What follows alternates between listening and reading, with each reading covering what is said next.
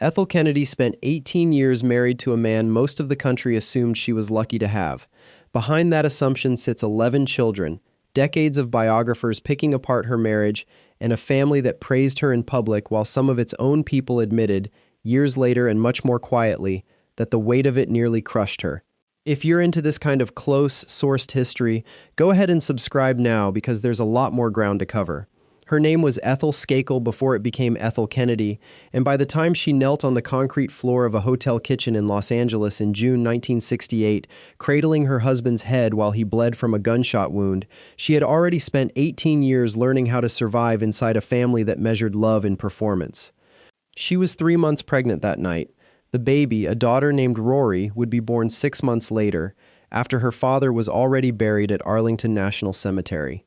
That image, the young widow in the sleeveless dress, is the one history kept. It isn't where this started. It started 13 years earlier on a ski slope in Quebec, and it involved the wrong sister. In 1945, 17-year-old Ethel Skakel was a student at Manhattanville College, rooming with a classmate named Jean Kennedy, sister to a young Navy veteran named John and a younger brother named Robert. That fall, on a ski trip to Mont Tremblant in Quebec, Ethel met Robert Kennedy for the first time. He wasn't paying attention to her. He was dating her older sister, Patricia. That relationship ran its course and ended, and only then did Robert and Ethel start seeing each other. Before any of that mattered romantically, Ethel had already attached herself to the family in a different way.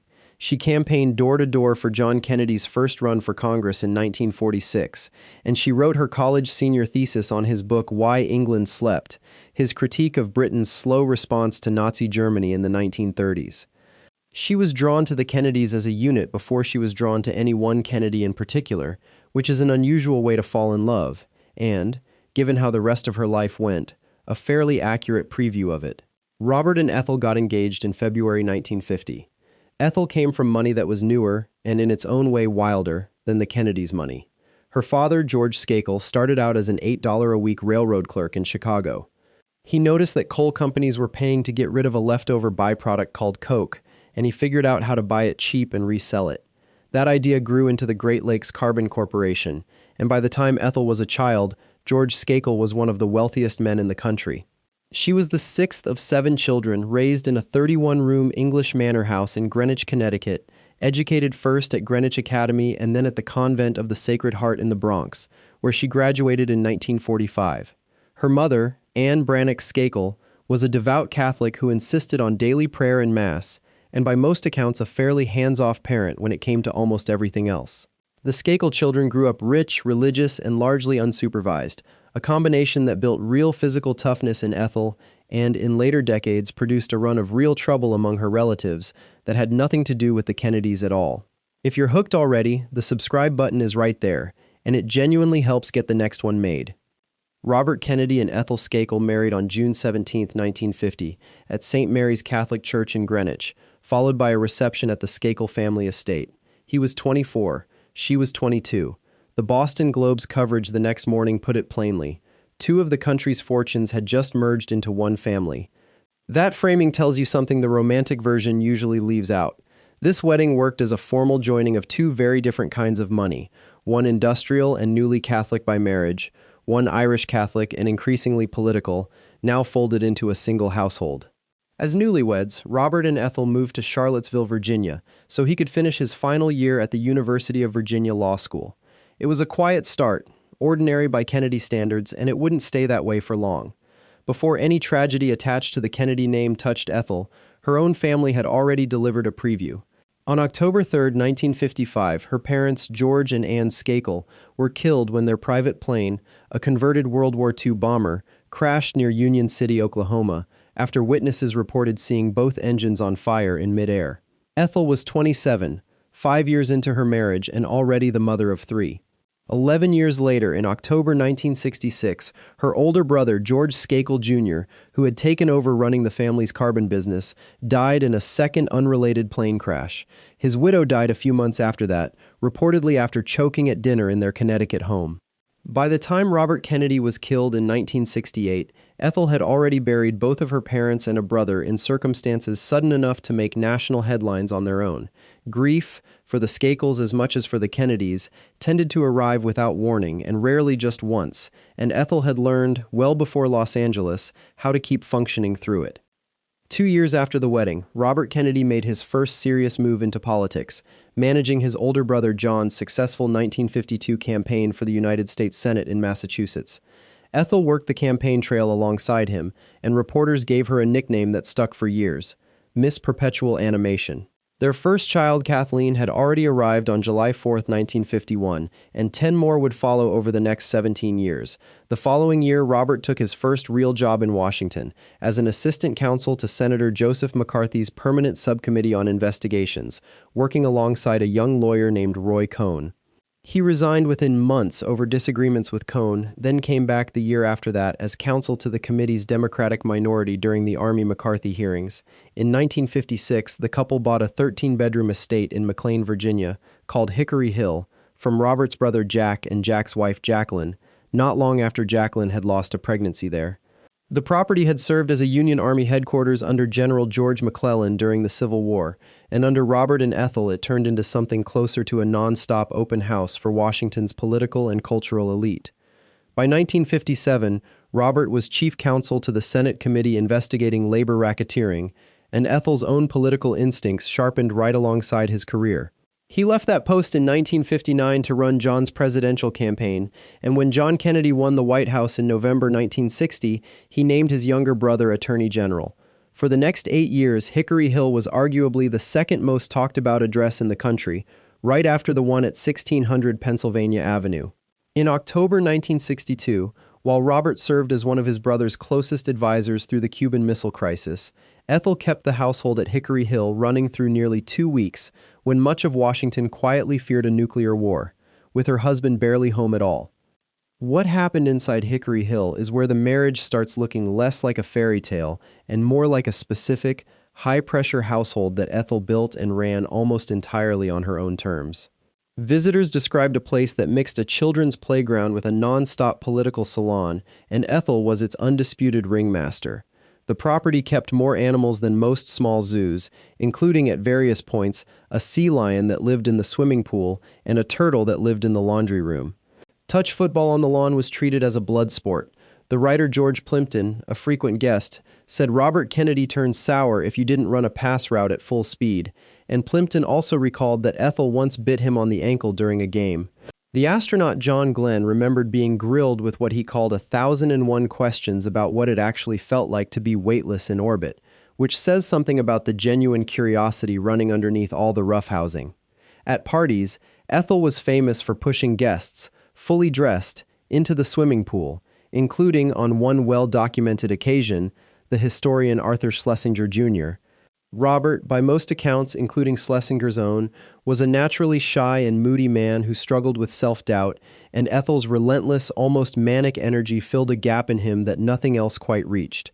That part of the marriage looks genuine, and it's corroborated by people who had no reason to flatter either of them. What gets less attention is what that same energy looked like from underneath, once the cameras stopped rolling. The most detailed account of Ethel's private side comes from journalist Jerry Oppenheimer, whose 1994 biography, The Other Mrs. Kennedy, is unauthorized, heavily reported, and disputed by people close to the family. Oppenheimer describes a woman who could be genuinely warm one moment and explosively cruel the next, who kept what he calls an enemies list of people she considered disloyal, and who mocked her sister-in-law Jacqueline's soft, breathy voice, sometimes calling her behind her back the debutante. Oppenheimer's book, and press coverage that revisited it years later, also included accounts from former household staff, several of them immigrants, describing harsh and demeaning treatment at Hickory Hill. These are contested claims from people with their own grievances, and Ethel Kennedy never addressed them publicly in any detail, so they're best read as one biographer's sourcing rather than settled fact. What's harder to dispute is the pattern underneath them. A woman raised in a house with money, faith, and almost no boundaries, who married into a family running on exactly the same formula, just with more cameras pointed at it. Oppenheimer's subtitle promised what he called a gothic tale of alcoholism, adultery, arson, and suspected murder running through the wider Skakel family, entirely separate from anything the Kennedys were ever accused of. One Skakel relative was alleged to have killed a man in 1958. Another, decades later, would be convicted of a killing that happened almost around the corner from where Ethel grew up. Ethel, according to Oppenheimer, spent much of her adult life quietly putting distance between herself and that side of the family's reputation, even while she kept relying on Skakel money. If anything, the personality Oppenheimer describes matches the Kennedy formula almost exactly, just under a different last name at first. Robert Kennedy's own fidelity is one of the few genuinely unresolved questions in this story. Biographer Evan Thomas, whose 2000 book Robert Kennedy, His Life is generally treated as the standard scholarly account, spent years chasing down rumors, including persistent claims linking Robert to Marilyn Monroe in the months before her death in 1962, and ultimately stopped short of stating outright that Robert had been unfaithful to Ethel. Larry Tye, who interviewed Ethel herself decades later for his own biography, put it carefully. People close to Robert said he flirted, in the manner common to Kennedy men, and may have strayed, but Tye said plainly he didn't know for certain either way. Both biographers agree on one point, that Robert was, by the standards of his brothers, unusually straight-laced and guilt-driven about his Catholic faith, which makes the rumors murkier rather than clearer. What is documented is how the rumors affected Ethel. Tye reported that she'd heard versions of them for decades and had simply stopped reading or listening, though he added that they must have hurt her all the same. The rumor that caused Ethel the most visible strain wasn't about Marilyn Monroe. It involved her own sister-in-law. After President Kennedy's assassination in November 1963, Robert grew extraordinarily close to Jacqueline, spending long stretches with her, including a trip to Antigua while Ethel stayed home in Vermont with 8 children and a 9th on the way. Biographer J. Randy Taraborelli, drawing on interviews with people in the family circle, wrote that Ethel found the resulting rumors genuinely worrying and that she once referred to Jackie in a moment of open irritation as the same old selfish Jackie Kennedy. The two women had never been close. Ethel's competitive, physical style clashed constantly with Jackie's reserved, aesthetic one, and even people sympathetic to Ethel have said she knew an actual affair between Robert and Jackie was unlikely. What the episode shows more clearly than any affair would have is how thin the ice under this marriage really was by the mid-1960s, and how much of Ethel's public composure was a performance layered over real anxiety underneath. Robert Kennedy stayed on as Attorney General for nearly a year after his brother's death, visibly adrift, before he found a new direction that let him keep working. In August 1964, he resigned and announced he would run for the United States Senate from New York, a state where he'd barely lived. His opponent, the incumbent Republican Kenneth Keating, immediately branded him a carpetbagger, and reporters pressed Ethel for a campaign slogan to answer the charge. She offered, half joking, that there was only so much a person could do for Massachusetts. At a town hall at Columbia University, Robert deflected the same charge with a joke of his own, saying he didn't actually need the Senate seat, since he could just as easily have lived off his father's money instead. Before settling on New York, he had quietly weighed other paths, including a run as Lyndon Johnson's vice president, an idea Ethel and her sister-in-law Jackie both encouraged him to pursue. Johnson, wary of Robert's popularity and his own uneasy history with the Kennedys, ruled it out that July. The Senate race turned into one of the most closely watched contests in the country, and Kennedy won it that November. After 3 hours of sleep, he and Ethel flew north the next morning to keep a campaign promise in Glens Falls, where a crowd of thousands showed up anyway. Witnesses recalled Ethel joking with the crowd that Bobby had told her they looked nice in their pajamas the last time he'd passed through, and that they looked nice dressed too. He was sworn in as senator from New York on January 3, 1965. By 1968, Robert Kennedy was running for president, and Ethel was, by every account, his most committed advocate for making that race in the first place. On the night of June 4th, he won the California Democratic primary, and just after midnight he gave his victory speech to a packed ballroom at the Ambassador Hotel in Los Angeles. Ethel was in the room. Walking out through the hotel's kitchen pantry, Robert Kennedy was shot 3 times by a 24-year-old named Sirhan Sirhan. 5 other people were wounded. Ethel, 3 months pregnant, pushed through the crowd and knelt beside her husband on the floor, her hands pressed to his chest, asking the people crowding in to back away and give him room to breathe. He was rushed to the Hospital of the Good Samaritan and died there almost 26 hours later, at age 42, with Ethel at his bedside. He was buried at Arlington National Cemetery, near his brother John. Their 11th child, a daughter named Rory, was born that December, 6 months after her father's death. Within months of the funeral, still pregnant, Ethel founded what became the Robert F. Kennedy Center for Justice and Human Rights. What came after is where Ethel's story stops being about a marriage and starts being about survival. She raised 11 children alone, at Hickory Hill and later at the family compound in Hyannisport, largely by keeping the same relentless routines she'd always run. Daily mass, current events quizzes at the dinner table, packed summers of sailing and sports. According to Oppenheimer's reporting and several family friends quoted over the years, she rarely, if ever, spoke to her children directly about how their father had died, and some of them later said that silence made the loss harder to process, not easier. Rose Kennedy, Robert's own mother, wrote in her memoir that she'd worried how her daughter-in-law would manage such a large family without him, and admitted she wasn't sure Ethel would hold up. She did, at least on the surface. A 1969 Gallup poll named Ethel the country's most admired woman. Underneath that admiration, several of her sons were already struggling. David Kennedy and Robert Jr., 12 and 14 years old, had been at the Ambassador Hotel the night their father was shot, watching the news break from elsewhere in the building, and both boys developed serious drug problems within a few years of that night. Public grief never fully explains what Ethel did with the rest of her life. Within months of founding the Robert F. Kennedy Human Rights Organization in 1968, she was showing up in places most political widows never went. In November 1969, when Native American activists occupied Alcatraz Island to protest federal Indian policy, Ethel flew across the country to join them in solidarity, bringing along the Olympic decathlon champion Rafer Johnson. During the bitter salad bowl strike of the early 1970s, when the United Farm Workers clashed violently with the Teamsters Union in the fields outside Salinas, California, Ethel visited Cesar Chavez in the Monterey County Jail alongside Coretta Scott King. Both widows were jeered and physically confronted by anti-union protesters outside. She spent years afterward pulling tires and debris out of Washington's Anacostia River with former gang members and working to rebuild parts of Brooklyn's Bedford-Stuyvesant neighborhood.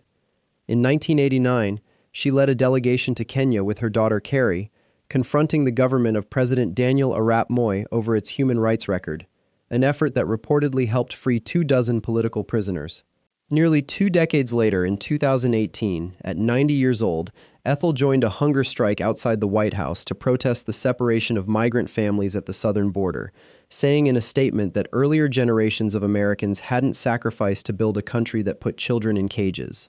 Asked in 1988 by the broadcaster Tom Brokaw, on the 20th anniversary of Robert's death, whether the causes he'd cared about had ever been solved, Ethel said she'd hoped they'd make a dent, and thought they had, adding that there was still a lot more to do. That answer, understated and a little weary, is about as close as she ever came in public to summing up the second half of her life. The first sign of real trouble became public 2 years after the assassination. On July 10, 1970, 16-year-old Robert Kennedy Jr. was caught with marijuana on Cape Cod, arrested along with his cousin Bobby Shriver and 10 other teenagers after a 4-month undercover sting. The story ran on the front page of the Boston Globe, and one reporter on the scene described photographers behaving as though they'd just been let out of cages at a zoo, all fighting for a shot of the widowed Ethel walking her son into court. According to people close to the family, interviewed decades later for a PBS documentary, Ethel was furious, telling her son bluntly that he was ruining the family name. She was also, by several accounts, overwhelmed. Raising 11 children alone, under a level of public scrutiny most parents never face, left little room to deal with a teenager already spiraling from grief he'd never been allowed to talk through. Robert Jr. later said his own heroin use began at 15, and that his younger brother David's began at 13. Both boys had been physically present at the Ambassador Hotel the night their father was shot, watching the coverage break from elsewhere in the building. In the gap Ethel couldn't fill, a family friend named Kirk Lemoyne Billings, known to everyone as Lem, stepped in as an informal surrogate father, taking the boy on trips and trying to hold him together. It helped, but not enough. 13 years after the Cape Cod arrest, in September 1983, a 29-year-old Robert Kennedy Jr. was arrested again, this time for heroin possession, after he got sick on a flight to South Dakota, and police searched his bag.